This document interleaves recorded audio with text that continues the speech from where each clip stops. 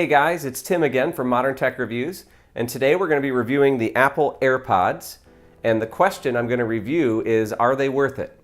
This is actually my second set that I've been through. The first set, I just started having trouble with it where it wouldn't connect properly to my phone, and it was just getting annoying, and I thought there might be something wrong, so I just swapped them out.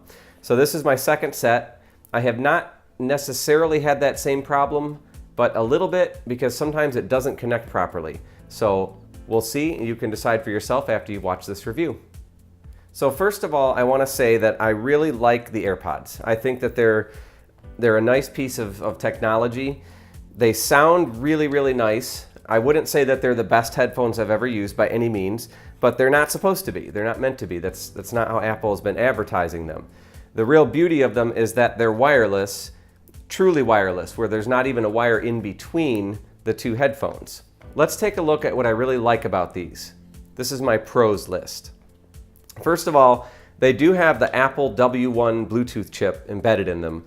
The advantage of that, really the main advantage that I've found, is that the distance and the range on these is very good. I can pretty much leave my phone anywhere in my house and walk around the entire house, and I never lose connection. I never had that before with earlier Bluetooth headsets that I used, Plantronics and Motorola Boom, things like that. So for that aspect, these things are exceptional. The other thing I like about these is that when you first turn them on, actually you get this little case. People say it looks like a dental floss case, which I agree. All you have to do is you just open this up near your phone, and a little screen pops up on your phone with a button to connect. I think that is because it has the Apple W1 chip. I also tried some Solo Beats wireless headphones, and it had the same W1 chip and it did the same thing. So that's kind of cool. Not that big of a deal, and certainly not a selling point for me, because it's really not that hard to hook up a Bluetooth device the first time. But that was a nice touch. Another nice feature that they have, I've got an Apple Watch in addition to my iPhone, and these have a sort of a handoff feature where if I'm listening to something on my phone, or I'm using this headset on my phone and I want to link it to my watch, say I want to go exercise, I can, in theory, just tell my watch to start playing my music. The problem is that it doesn't always work. Sometimes it does. Sometimes the watch just sits there telling me there's no Bluetooth device in range and make sure I have it turned on and blah, blah, blah. That's really annoying. I don't like that. So there's definitely something with the technology that could use to be improved. Now these things have an accelerometer built into them, and when you take them out, I guess it's built into each of these devices. When you put it in your ear, it's supposed to automatically detect that you've moved it up to your ear. And even just now I heard it make the little ding in my ear, which means that it's now linked to my phone. So that's great. I like the feature. There are no actual physical hardware buttons on this thing. So the downside is that if it doesn't work properly, it doesn't connect to your phone. And once in a while, I actually feel like more often than not, I go to put them in and it doesn't connect properly. And sometimes I just have to play around with it and open the case until it finally dings in my ear and knows it's connected. So that's a little bit annoying. For that point, I almost wish it did have a hardware button to kind of force it to link up. But it relies on the accelerometer, and that's how it works. Another point that I do like about these things is that you can double tap on them. And I don't actually know how that feature works. I believe I had read an article that it somehow senses maybe the light movement or the positioning of my hand. But when you have it in your ear and you double tap it, it actually performs something on your phone. And you can change what you want it to do, although it's very limited what you can tell it to do. The most common and the default is to have it activate Siri. I have it where it starts and stops my music. Another cool feature about this is when you open the case near your phone, that's when it pops up on the screen and gives you a little status to show you the level of battery on each of the devices. And it shows there's two earbuds, there's a right and a left, and there's the case itself. And it shows you all three battery levels. What's kind of nice, I find that I really only need to charge these things about every 3 or 4 days. Now I have probably light to medium use on them. Somebody who's a bit of a heavier user is going to have to charge them more often, maybe every night.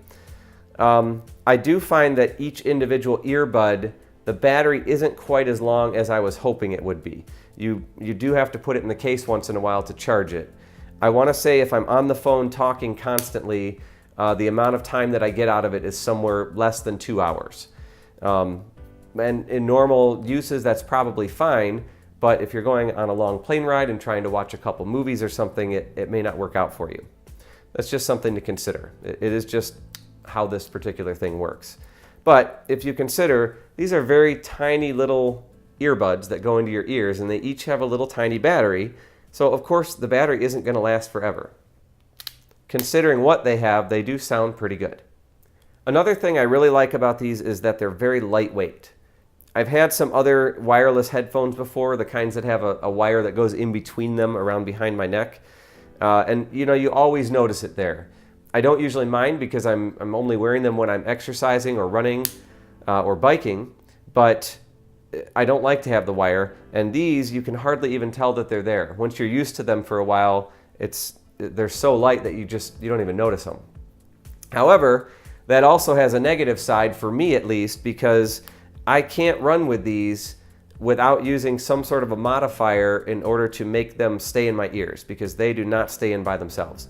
Normal use, if I'm just using it as a Bluetooth while I'm driving my car or even just sitting here, I can put it in my ear.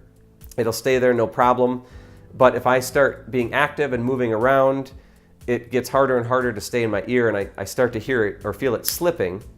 And definitely, I've tried doing some runs and some bike rides with them, and forget it. They just don't stay in. Luckily, I've never dropped them on the ground. I could tell they were about to come out, and I caught them. But that forced me to actually buy these little rubber add-ons that kind of clip into the inside of my ear, which those are wonderful. They work really, really well. I've never had them fall out, no matter even the hardest run or workout that I've done. But it's just a pain to have to get this extra thing out and put them on these every time I want to use them, because they won't fit into the case with the extra thing put on it. That's a bummer. Now there's another thing that I'm going to say is a little bit of a bummer with these, and I think it has to do with the fact that they're not pushed into the ear very far, but they do a very poor job of blocking wind. So if you are into exercise, especially biking, where you're going to be moving pretty fast, and obviously the wind is coming in your face while you're riding your bike, you hear a lot of wind noise. Like it gets around and inside and in your ear canal, so you're not hearing as much of the music as you would like, compared to a different set of earbuds that actually stick into your ears. That's going to do a much better job of blocking out the wind. Or of course you can go for over-the-ear headphones, or I'm sorry, around the ear, and that's really going to block wind if you want to go out bike riding with something like that. I don't think most people do. They want something small and light and portable like these, but it is a trade-off. So it's either if you really don't mind, then these are going to be great. If you really don't want the wind noise and want the better clarity while you're on your workout, you're probably going to want to get something different that has the wire in between and earbuds that are going to stick in. Another thing I've noticed with these, they pick up the ambient sound of the space you're in very well. And that is a big no-no when you're talking on the phone using Bluetooth. You don't want people to be able to hear the raindrops and all the little noises and the birds chirping around you. Most really good Bluetooth headsets that are meant for talking on the phone have noise canceling. I don't actually know technically if these have noise canceling built in, but I do know that anytime I talk to my wife, just earlier today I was on my phone, and in the middle of the call I switched over to the AirPods, and she immediately noticed a big difference in hearing all the sounds around me. It wasn't just her talking to me, it was her talking to me and the world around me. And I actually dumped a pail of water into a sink while I was talking to her, and she said that it was extremely loud. So that's kind of a bummer, because I don't want them to pick up that sound so much. There may be a reason that it does that. I don't really know what the reason would be. I'd rather have them work with noise canceling so that I can actually just talk on the phone like I would with a normal Bluetooth headset. Because I wanted these to be my universal go-to and not have to have a separate Bluetooth and a separate this and a separate that. I wanted one device that I could use for everything. So that's kind of a bummer. So in conclusion, I do like these quite a bit. I think it's a very nice product. It is a first generation product. Do I feel like it's worth $170? Yes, I do. But you should pay attention to the different points that I brought up in this video, because depending on what you're looking for exactly, some of those points may be deal breakers for you. I hope you've enjoyed this video, and I hope this review has been helpful for you. Please leave me any questions you might have about the AirPods down below. I will check them out and I'll answer them. There may be some things that you have questions on that I might have the answers to, but I just didn't think to mention them in this review video. I've been using them pretty much every day for various things, talking on the phone, listening to music, taking airplane rides with them, and lots of exercise with them. So I've given them a good workout. I've tried to use and test every feature that I think that they were designed for, and that's my opinion on them, and I hope this helps. So thanks again, guys, for watching this video. This has been Tim from Modern Tech Reviews, and if you like this video, please give it a like below, and again, don't forget to ask any questions because I will answer them. And watch for upcoming videos on more technology goodies.